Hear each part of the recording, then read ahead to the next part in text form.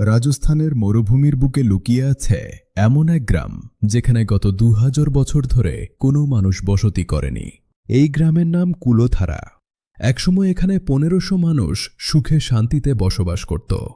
কিন্তু তারপর এলো সেই অভিশপ্ত রাত, যা সবকিছু চিরতরে বদলে দিল।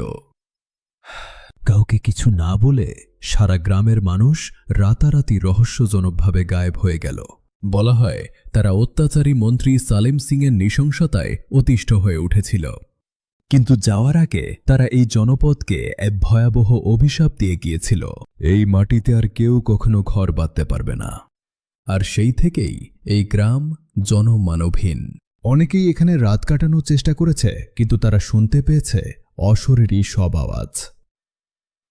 এমনকি প্যারানর্মাল বিশেষজ্ঞরা এখানে অদ্ভুত শক্তি এবং তাপমাত্রার আকস্মিক পতন লক্ষ্য করেছেন। সেই ১৫০০ মানুষ কোথায় হারিয়ে গেল? এই রহস্য আজও রাজস্থানের ধুধু মরুভূমিতে চাপা পড়ে আছে। আপনি কি এই অভিশপ্ত গ্রামে এক রাত কাটানোর সাহস করবেন?